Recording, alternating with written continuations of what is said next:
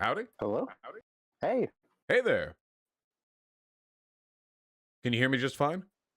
Yeah, I can. Oh, Can you hear me wonderful. just fine? Yeah, I can hear you. I briefly heard an echo, but then it went away. So I think we're Okay. fine and dandy. All right, cool. What do you got on your mind? How about you introduce yourself to the audience before we kick it off? All right. Can they see me or is this just voice They can call? see you now. Okay. There you go. Okay. All right. More reason to be nervous. All right. So I'm Gregory Hardin II. Pronouns he, him. Thank you.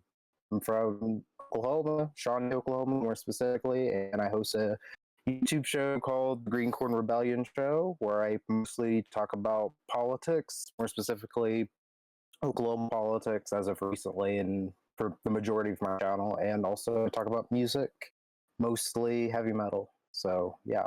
Nice. One quick problem, though. There's a little bit of audio robot glitchy. I don't know if your connection has the bandwidth to sustain the voice and the video. So would you actually mind turning video off? It was fun while it lasted. We appreciated it. Sure. We'll see if this fixes it. All right. Is it good now? Yes. Okay. You definitely sound clearer now. All right. Cool. So anyway, I apologize for being so difficult to contact. I am not great at scheduling things. I'm sorry about that. But I wanted to talk to you. We were just talking. You wanted to talk about the left. I was just complaining about the left. I think this is a phenomenal segue. What do you have on your mind when you emailed me? What was the sort of, you said you wanted to talk about the left. Was there like an instigating issue or a general feeling? Both. The reason why that came to my mind to talk to you about was that I generally agree with a lot of the things that you have to say about some of the problems within the left. Like, I've seen a lot of your critiques, even from like a couple of years ago. I think you did like this 4-part video about issues within the left, and I was like, so he sees some of the things I see that are problems too. And then the reason why I started watching your content a few months ago was because of the Bernie or Bust thing. That incredibly fun and productive arc. Yeah, like, oh wow, because like it was like I originally saw your conversation with Ben Burgess, and you guys touched on that for a bit, and I was like, oh, Vaush is another leftist that's like against the Bernie or Bust thing, and that's like a big deal for me. Like, I was tweeting about that like almost nonstop before the election last year, and got talked shit about a lot. And then I saw your debates with people about the Bernie or Bust thing, and I was like, oh, okay, he's cool. It really is crazy, isn't it? That like this is where the left is right now. Like this is the discourse that we get to have, you know?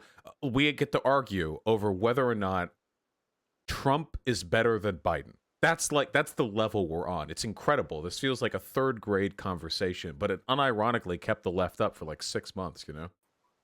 I know, it was like insane. And like, I knew, like, what was it? Like in 2016, I was in high school and then in college during the election, and I wasn't really online that much. I mean, like, I watched a little bit of YouTube, so I was like aware of the Bernie or Bust thing, but I didn't know how like widespread it was amongst the left until I was on Twitter in 2020.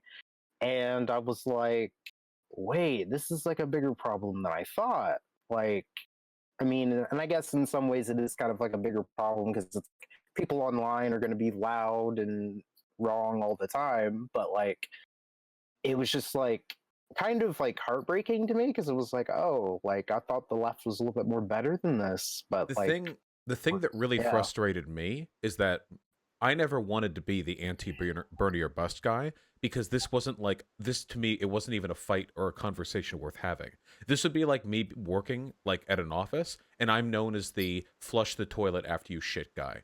That's how I feel right now. Like the entire office just absolute drops a fat dumpy in the toilet, and they don't flush it. And I'm like, guys, you should flush the shit when you shit. And they're like, what? Wait, what? Huh? What? And I like spend months arguing this. And now I'm the guy who argued that you should flush the shit down the toilet. And like, okay, I stand by that position, but why was that the fight I had to actually put effort into? I wish that we could have just collectively, as the left, done the sensible thing and said, yes, obviously, a second term of Trump could be disastrous. Biden's bad too, but Trump is going to further our descent into open, outright fascism, and he's already signaling anti-free speech legislation that could make future activism more difficult. So let's just vote for Biden and discuss what we can do in a Biden presidency to make America better, to push us towards socialism. But that wasn't the conversation people wanted to have. Yeah, and then you see kind of a small kind of continuation of this with how people are treating AOC and the squad. Like, it's mind-blowing. Like, I just don't... I understand, like, some people are just, like, too online, because I think some of these things can only manifest from being way too online and not being active outside of, like, Twitter. So therefore, your mind gets, like, perverted into thinking certain things. And that's, like, it's odd to me. Yeah. Well, I think a lot of it comes down to signaling in the social groups. People want to feel like an activist. I mean, what's the fun of being a leftist if you don't feel like you're not part of the status quo? I mean, let's be real. A lot of political participation is about building a personal brand, whether you're a content creator or just a little individual. That it's a pretty big part of why people do what they do. So, the more left you come off, the more you can distinguish yourself in those ways. And it makes you look pretty left-leaning to say, no, from my perspective, Biden and Trump are the same. Only revolution can carry us forward. It looks very leftist on a surface level, but it's also dumb and wrong. So it doesn't really get us anywhere. I made some podcasters some money, I guess. Yeah, like, especially with what was it, the Force the Vote thing with Jimmy Dore and those people pushing that, and all it was just some sort of weird virtue signaling to get a handful of people money and kind of just like divide the online left from like actual people within the left that are doing things. Yeah, well, I mean, I don't even think, to be honest, I hadn't even heard about Jimmy Dore until I started hearing about his bad takes. So I think, at least for him, that's a deliberate strategy. That was the whole force the vote thing, right? Like the force the vote thing. There was a meetup that they hosted, like a multi-day conference about force the vote. The last day of that conference took place after the confirmation vote for Nancy Pelosi was scheduled to take place, meaning that it was never about actually getting the Justice Dems to withhold their vote in Congress. It was always about brand building for the people involved, because otherwise, why would you have this conference the day after the thing you're trying to prevent from taking place happens? It's silly. Yeah. Yeah, and it's and Jimmy Dore, like, oh my God, I could go off about him, but like he's been a problem for a long time as well. Have you ever seen his the original Bernie or Bust debate was him versus Sam Cedar back in 2016? Have you ever seen that? Yep, I saw it, and he was just as dumb back then Just as as he is wrong. now. Yeah. Yeah. I mean, Yeah, he's always been on like that that. train. He just went on Tucker Carlson 2 days ago, of course, to complain Yeah. about the Democrats, obviously. He's too much of a coward to go there and criticize any of Tucker Carlson's obvious far-right tendencies. Glenn Greenwald is going down that road as well. Glenn Greenwald hates the established media class so much that any criticism of it elevates you in his eyes. It doesn't matter. I honestly think that you could like have a Nazi walk up to him, Sieg Heil, call him a degenerate for being gay, and then that Nazi could say, by the way, I think the entrenched interests of the liberal media class are destroying America, and he would agree with you. He'd go out and buy a beer with you. That's his only standard, you know?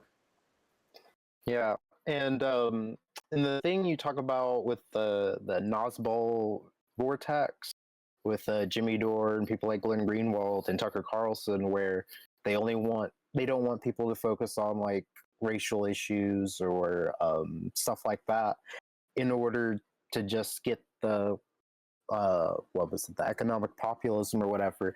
I know people who listen to mostly Jimmy Dore who like kind of buy into that. Like they're literally like, oh, like gay people need to stop like complaining about things, or like black people need to stop acting this way about this because that's stopping us from being able to get Medicare for all. And I'm like, this like, and these are people who I've known for a long time who used to like just like be solidly progressive, but now they've been listening to Jimmy Dore, and basically now they're on board with saying like, oh well, like social minority groups should just kind of be quiet in order for us to get like that's the devil's bargain. Yeah, they're going to try to convince you need to take. We can have economic progressivism, we can have a socialist country, we can have a welfare state, but we can only get it if we drop support for minority communities. And that was, and I hate to bring this up, pretty much exactly what the Nazi Party did as well. The Nazi Party, before they took power, argued in favor of economic populism. They said that the degeneracy of the Weimar Republic, that the liberal sentimentality of the government at that time caused them to prioritize the interests of minority communities, that they were more interested essentially in political correctness than they were in the real German worker. And then they sold this argument to people, and eventually, of course, when Hitler took power, the idea of them supporting workers' rights went completely out the window. But that's the devil's deal they want you to take. Tucker Carlson wants all of his fans to believe, yeah, I stand for economic populism. All you got to do is stop believing in Black Lives Matter. Just drop the trans thing, you know? That'll make economic progress happen somehow. Yep, that's exactly how it goes. And then when I try to explain that to some of these people that I know that listen to Jimmy Dore, they're like, I don't think that's how that happened. I'm like, no, it's kind of exactly how it happened. It's like, I'm a history major. Like, this has happened before. Yeah, and if you want to look back through history, you'll never find an example of a society being made better because you dropped the whole fight for progressive minority rights. You're never going to be able to find that. You can look all up and down through history. You're never going to find an instance in this country or another where they were like, yeah, if we stop supporting black people, then we'll fix other sort of things. It's not happening. It's never happened. It's always been a lie. Yeah.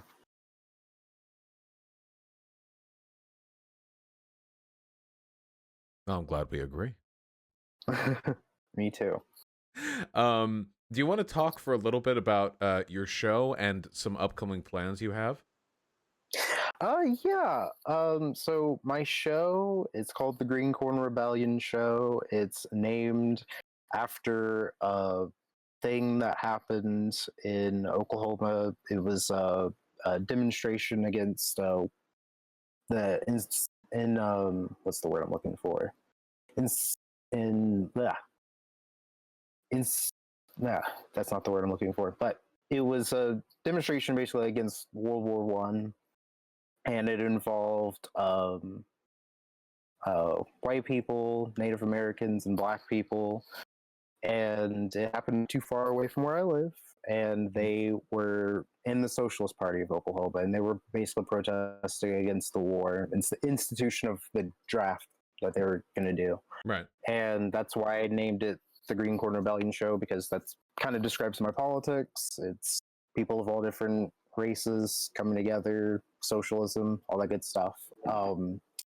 And on my show, I do talk about national politics, and I've had candidates on in other states, but I try to emphasize as much as possible stuff that's going on here in Oklahoma. I've interviewed a number of candidates and politicians who are in our state legislature.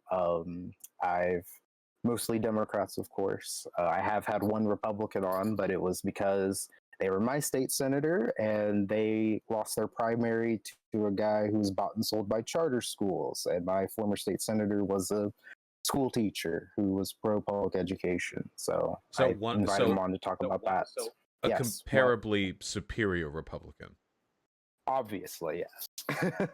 But yeah, I've had the shirt I'm wearing currently is the shirt of Mari Turner.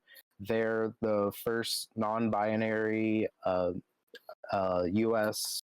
State level representative elected to state legislature, mm-hmm. and also the first Muslim elected to the Oklahoma state legislature.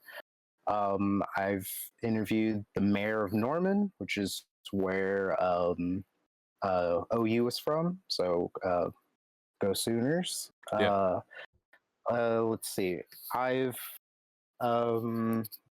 that's pretty much what I've been doing lately. Is just interviewing state senators and state representatives about what's on at the Capitol.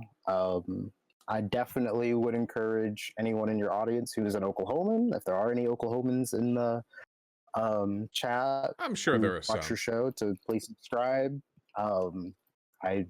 I've probably interviewed their state representative or someone who's ran against their state representative. Future plans for the show is just keep doing that. That's pretty much it for now. Yeah. You know, I've always had the hardest time getting involved in the process of interviewing political candidates or figures. Now, if I could ever interview a sitting congressperson, that would be spectacular. That'd be pretty cool. But usually it's prospective congresspeople. It's people who are running. Normally the people who are willing to do the circuit, certainly at the national level, and appear on YouTube streams are kind of like edge case, like niche shot chances at victory. And I never know how to talk to these people, you know? I feel like there's so much earnestness, so much enthusiasm and excitement caught up in what they're doing. And I don't know if I'm supposed to just reflect that and just be positive with them. Do I try to like grill them and ask really, really, really difficult questions? Because I know even at the congressional level, most people don't know that much about politics. It's unfortunate, but I'm pretty sure that most of the congresspersons that are currently in office right now, Republican or Democrat, you could sit them down for 10 minutes, and if you grilled them hard enough, they would look pretty ignorant of how our processes work. So I never know exactly how to handle that. How do you interview people? Well, it depends. Usually, if it's a candidate, I will look at their platform, and I'll start by asking them about where they're from and where they grew up, what they currently do, why they're running. And then when I start asking them questions about what they want to do, I look at their platform, they have a platform, and then I kind of just start asking questions based off of that. Some candidates, they have a pretty detailed platform, so it kind of makes it easier for me to, like, hey, you believe in this? Why do you believe in this? How do you think it's going to help your community? Blah, blah, blah. But then if their platform is a little bit more vague, you kind of just get to ask them, like, what does this mean? And then they have to tell you. And, you know, you may or may not get a decent answer, but that's kind of just how I go off of it. Occasionally, if I have like an answer or a question that I really want to know of them that isn't specific to their platform, I'll ask. But usually, that's usually how I go about it. It kind of, and then the last question I usually ask them is what kind of music they listen to, because I'm always curious about what music they listen to, and that's kind of like the real fun question at the end that I ask. Always keep a fun question in there, because that's also something that I think is interesting. Definitely not a topic that I could broach with any kind of knowledge. And you had some plans down the line for candidacy yourself, didn't you? I do. I'm one day, hopefully soon, but someday I will be running for office one day. Yeah. Well, how do you plan on approaching that? Like, so I've talked to a lot of candidates, some of them on stream, but a lot of them in private. And as I understand it, and this is an estimate on my end, it is incredibly difficult to run. Obviously, for the past year and a half, we've had the whole COVID situation, which has exacerbated how difficult it can be because the traditional method of grassroots organizing, where you go door to door, was made much, much more difficult. So pretty soon the pandemic will be over, or at least it'll die down enough that people can go back to what's more or less normal. When you think about that, like down the line in your future, how do you plan on preparing? What's your approach? Do you have like an ace up your sleeve, or do you plan on sticking to tried and true strategies? Mostly, maybe a little bit of both.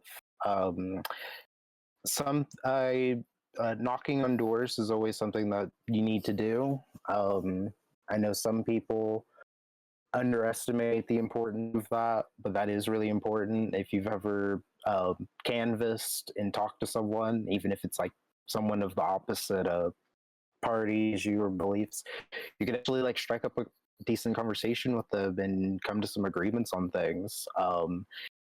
Uh, Another thing is utilizing the internet, but not in like a bad way. Like I've seen some candidates, not going to name any names, but I'm sure we've seen what I'm talking about, overuse the internet in order to basically make themselves seem more relevant than they are, even though they're not actually doing anything within their communities to actually get support from people in order for themselves to be able to win. And then they end up raising a whole bunch of money offline or off being online and then putting it to no real good use within the district in order to help themselves win.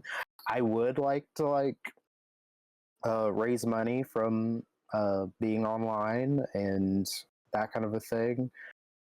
You know who that reminds me of? Who? Cenk Uygur. You know, Cenk, Young Turks Yeah, guy. This guy's got a ton of pull online. I mean, everyone involved politically online knows who this person is. He's known by Congress people. And when he ran in California, he got decimated. I mean, it wasn't even close. We're talking a few percentage points of the vote. I don't think that online popularity translates even slightly to not at all. People forget this. They always forget this.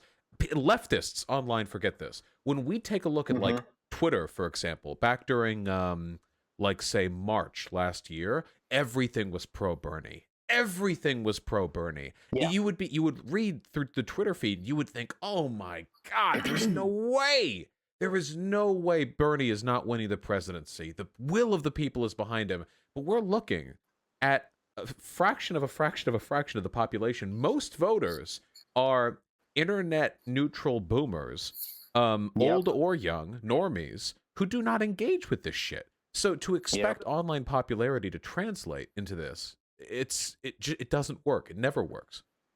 Yeah, because like for me, like I have what is it, like 5,000 Twitter followers, but like maybe only 1,000 of those people are from Oklahoma, maybe less than that. Most of the people, like if I tweet about Jimmy Dore, it'll go viral. But if I tweet something random about Oklahoma, it might get 10 likes. So like it's not always going to be as beneficial as people think. Like you could raise money that way, but like if you're not putting in the actual work on the ground in order to like, and also the other thing about Cenk was he wasn't even actually from that district. Like he had to move to that district. If I were to be running for something, it would be somewhere probably here in Oklahoma, and I've lived here my entire life. So like, yeah, and I know people, and like in my state house district where I live, I've lived here my entire life. I've worked here my entire life, went to school here. You know, I'm not like an unknown person. He was almost an unknown person within his district, at least in terms of like living there and being there. He was kind of an outsider, or what is it they call it, a carpetbagger. So yeah, like how much of a difference do you think that makes? So if we're talking about a citywide election, then obviously a citywide election is going to be very, very, very heavily contingent upon the feeling that this candidate is a member of the community. But when we're talking a statewide election, I mean, you can be a part of the community in a state, but that means you've reached what? A fraction of 1% of the people who actually live there. I mean, in Oklahoma, how many millions of people live there? You can be a member of the community. It's about 4 million. Yeah, exactly. Even, I mean, you could be the most outgoing social rock upon which your city depends, and you're still not going to be known by really anyone proportionally. It seems like so often politicians fake people out, like what George Bush did, you know? This guy was born and raised in the North. Right before presidency, goes on down south and buys a ranch so he can play this whole good old folksy Republican presidential candidate shtick. And people bought it.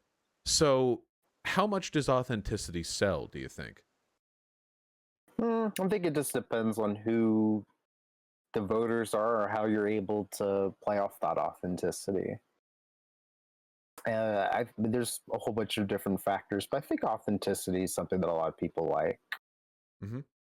Do you think, how would you sell that authenticity? Like, say you're going door to door. You're talking to a prospective voter. You're talking to me. I'm an Okie now, okay? I'm over there. Okay. I have my ridiculous accent that you people have, you know? I'm wearing a funny hat. I don't know. I've never been to Oklahoma. And I open the door. I've got my mug of coffee. Sell me on it. Like, how would you, give me a pitch, you know? Oh wow, now you've put me in a difficult position. No, I know. Not like the whole pitch, but like how do you like conceptually, how do you like bring that authenticity to me? I don't know. I guess I would just start by I honestly have no idea. I've really thought too much about this. You're a whiles out, but you should think about that because I am. if you, oh, I know you will. I'm not saying that you're not going to, Yeah. but we've got a long ways to go before the 2022, 2024. I mean, we got years, and I know that a lot of people go in half-cocked, but with a solid strategy, especially if one of your defining characteristics will be authenticity. Are you planning to run for a state senator? If I ran first, it'd probably be state house, something like that. State representative. Yeah, state house. Yeah. A lot of people don't even pay attention to these elections too. I can tell you that because I don't know who the state, representative is for my district. I don't know. And for that reason, I think it's really difficult to sell people. Like, why should anyone care about what you can do with the state level? Why should anyone pay attention to whose name is down there in the state Congress box? Well, for the reason why I think a lot of people in your audience should definitely pay attention to who's their state representative or state senator and stuff like that is because those people are probably going to be more easier for you to reach and have like a hold of than like your congressman or your senator. Because a lot of these districts are more smaller, so therefore that's more likely you're more closer to them people wise than you would your congressperson.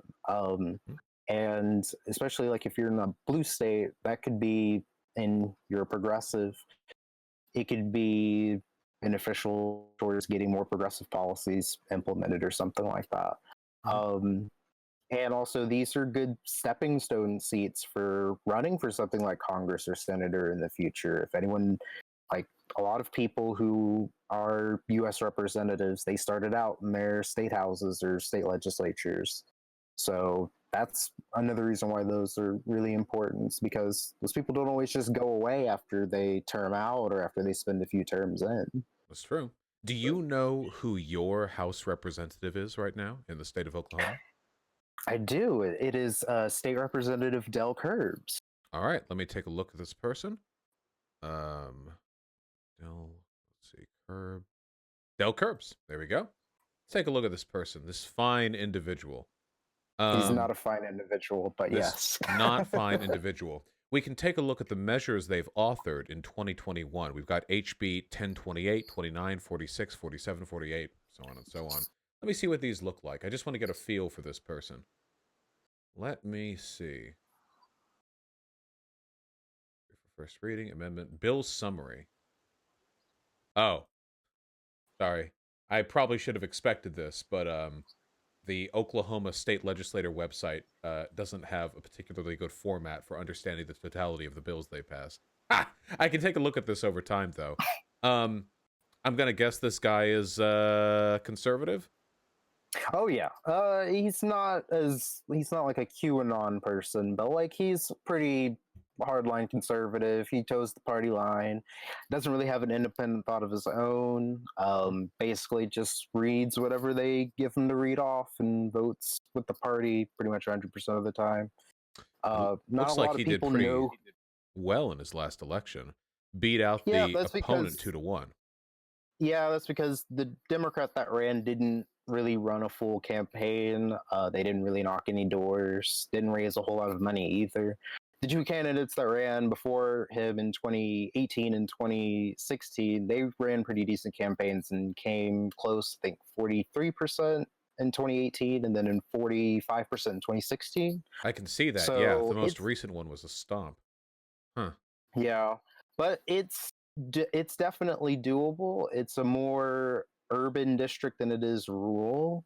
And it's like it's not the most conservative district around. Yeah, So I want to talk about it's this with you because, yeah. knowledge is power, right?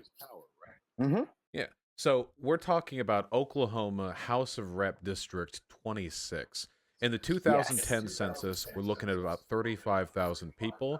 I would Yeah. probably guess it's a couple thousand up now compared to Oh what it yeah. was then. Just a guess, I would assume. And so of those, let's rough it. Let's say 40,000 people who live in Mm-hmm. that district. It looks like about 15,000 of them voted last time, or less than Yep. half. And Mm-hmm.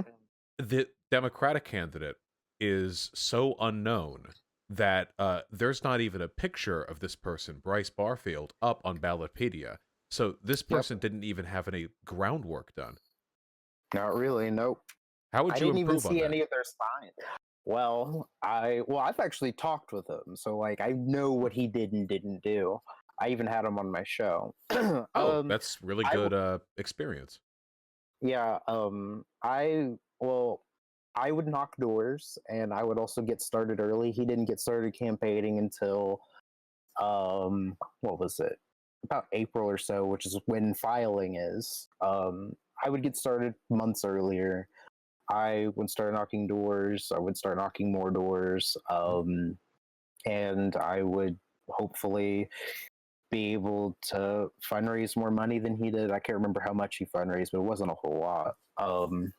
Because I think in order to be competitive with Del Curbs, one would have to raise upward of $100,000.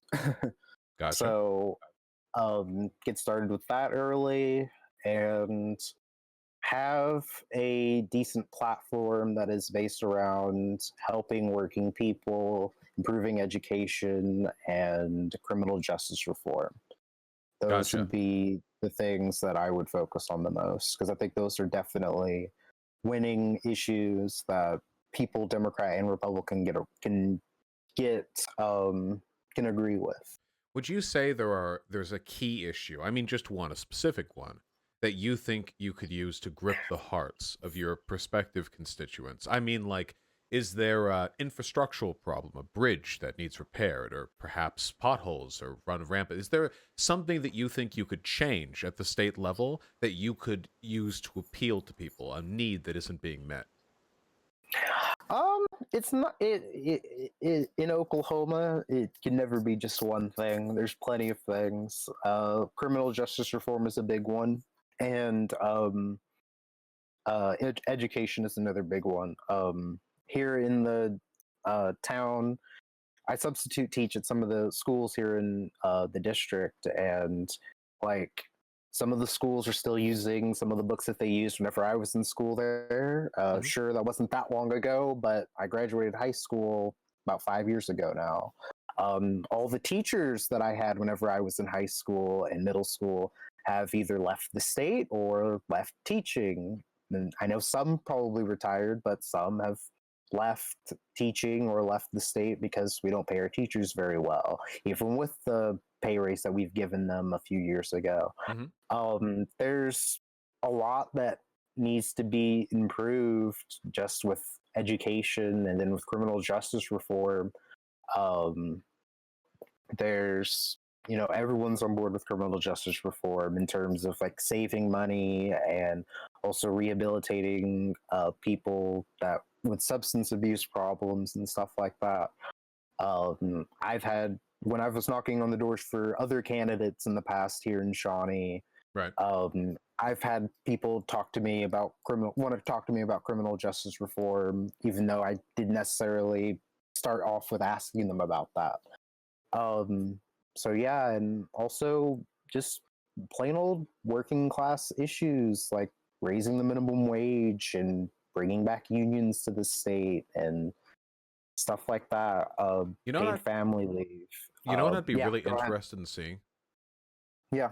See, I know a lot about politics theoretically. I read, but Hmm. I don't leave my house that much. I'm online, which means I'm not talking to voters. If I was a political candidate, I would flip up my strategy. I would go out. I would walk. I would talk to people. What interests you, you, and you? You know, try to find data on different districts and different neighborhoods. How often do they vote? Where do they vote?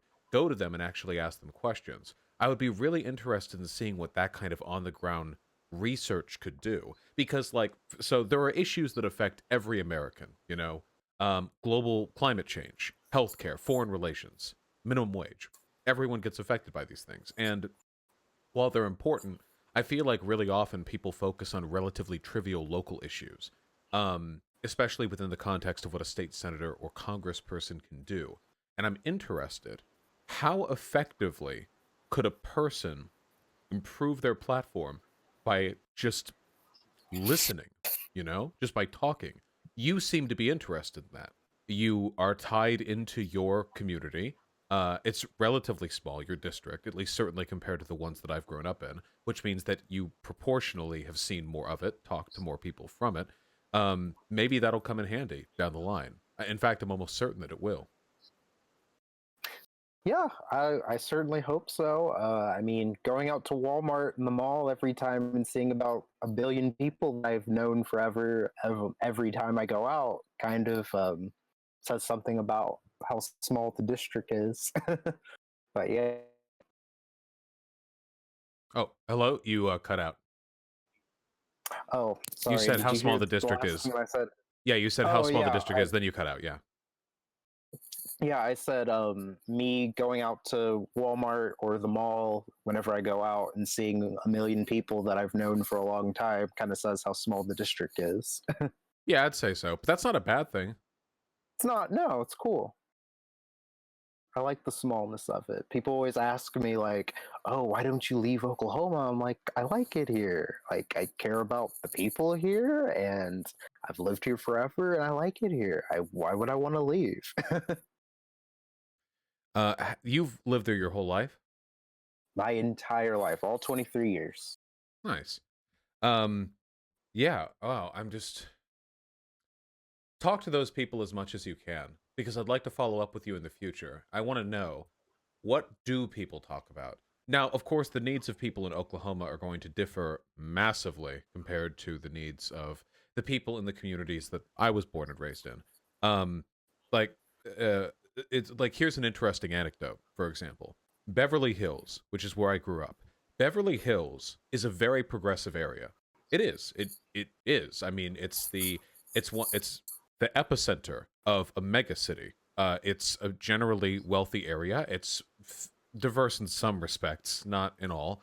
And generally speaking, politically, I just never felt like it was a particularly reactionary part of the world. But then, in 2020, Beverly Hills went to Trump, because even though that area externally was progressive, that was because I was interacting. Hold on, I'm getting a noise from your end. Oh, there you go. Just I one don't moment. hear anything. It was Okay. like a scraping noise. The actual Okay. district went to Trump. And the reason for that is because the people I was interacting with in Beverly Hills were people like me, people who went to a public school. But most people in Beverly Hills are educated in private schooling by their very, very wealthy family. So even though I knew the community, even though I grew up there for like 22 years, I was only coming into contact with a narrow slice of the actual voting population. In reality, the place was much more conservative than I had been led to believe.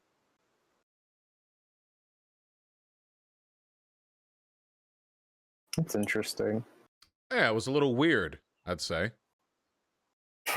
My personal opinion.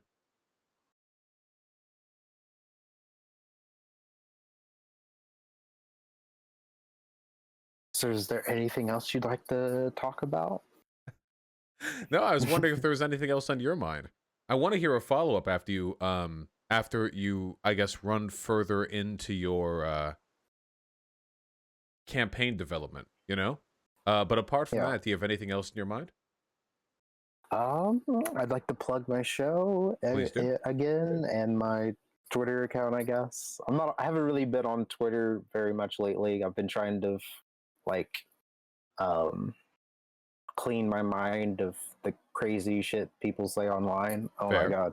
But anyway, I'm Gregory the second. You can follow me on Twitter at Gregory Hardin the second. It's Gregory Hardin with 2 eyes. And my YouTube show is the Green Corn Rebellion Show. Please subscribe. I want to try to get to 1,000 subscribers before the summer at least. And what else is it? And please become a patron of Green Corn Rebellion Show on Patreon. Absolutely. Thank you, Vaush, for letting me come on. Yeah, I'll make Means sure a all the lot. relevant links are posted in the description of the video. Thank you for coming on. Thank you for having me. Take care. You too.